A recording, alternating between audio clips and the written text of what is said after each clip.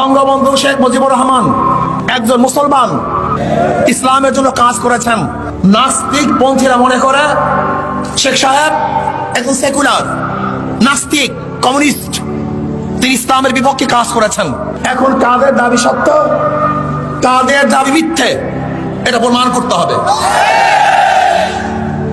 প্রথম শেখ সাহেবকে, তিনি জনাব শেখ মুজিবুর রহমান, তেনার বাবা শেখ লুৎফর রহমান, লুৎফর রহমানের বাবা শেখ আব্দুল হামিদ, শেখ আব্দুল হামিদের বাবা শেখ ইকরামউদ্দিন, শেখ ইকরামউদ্দিনের বাবা শেখ বুরহানুদ্দিন, শেখ বুরহানুদ্দিনের বাবা শেখ জানে মাহমুদ ওরফে টেকনি শেখ, শেখ টেকনি শেখের বাবা জনাব জহির শেখ, জহির শেখের বাবা জনাব দরবেশ আব্দুল আউয়াল,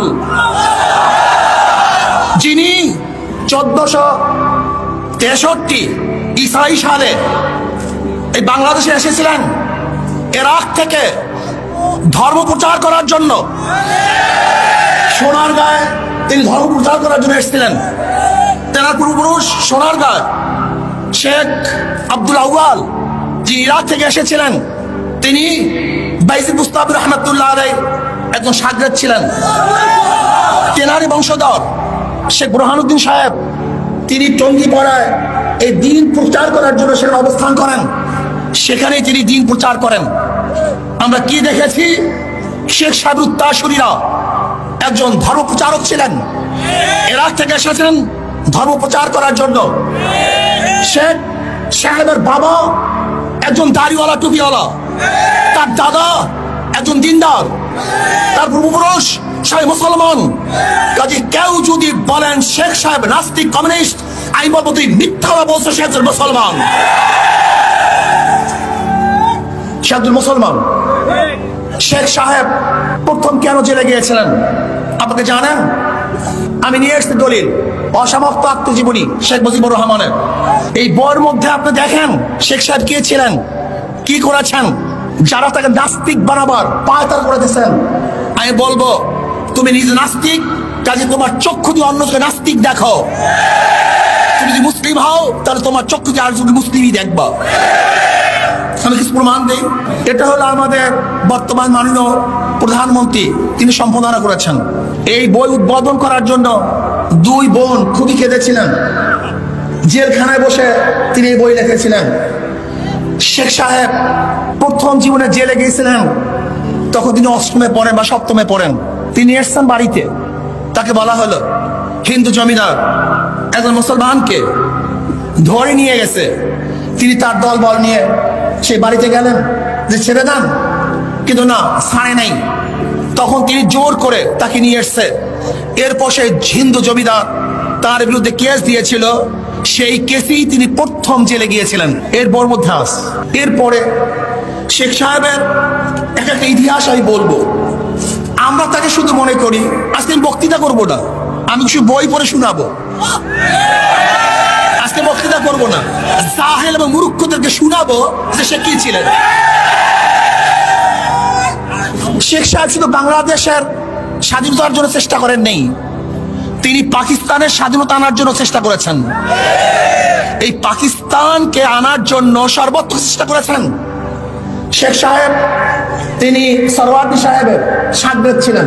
তিনি নিজেই বলেন এই বইয়ের মধ্যে যে যখন সরওয়ার্দী সাহেব, ফজলুল হক সাহেব যখন গোপালগঞ্জে গেছিলেন, তখন আমি ছাত্র ছিলাম, আমি স্বেচ্ছাসেবকের দায়িত্ব পালন করছিলাম। সবাই অংশগ্রহণ করতেছে, কিন্তু একদল লোক অংশগ্রহণ করে নাই, হিন্দু বন্ধুরা অংশগ্রহণ করছে না। আমি চিন্তা করলাম কেন? আমি একজনকে প্রশ্ন করেছি, কিরে তোর অংশগ্রহণ করছিস না কেন? কারণ না, কংগ্রেস এবং হিন্দু মহাজোট আমাদেরকে নিষেধ করেছে অংশগ্রহণ করার জন্য। তিনি এই বইয়ের মধ্যে লিখেছেন। তিনি কি বলেছেন যে না, এখন পাকিস্তান না করলে মুসলমানদের উপায় নাই, কাজে অবশ্যই আমাদেরকে পাকিস্তান করতেই হবে। অনেকেই মনে করেন যে শেখ সাহেব তিনি নামাজ পড়তেন না। আমি দেখব তিনি কি করতেন। অন্য কিছু বলবো না। দেখেন এই বইয়ের মধ্যে তিনি বলছেন, আমি যখন জেলখানায় ছিলাম তখন 5 ওয়াক্ত নামাজ আমি ঠিক মতো পড়তাম। শেখ সাহেব আমাদের পরিচয় কি দিয়েছেন দেখবেন, টক শুতে সবাই বলে আমাদের পরিচয় আমরা বাঙালি, আমাদের পরিচয় আমরা কি বাঙালি। আর তিনি কি পরিচয় দিয়েছেন, তিনি এই বইয়ের মধ্যে দেখেন পৃষ্ঠা নাম্বার হলো 47, অসমাপ্ত আত্মজীবনী, পৃষ্ঠা নাম্বার হলো 47।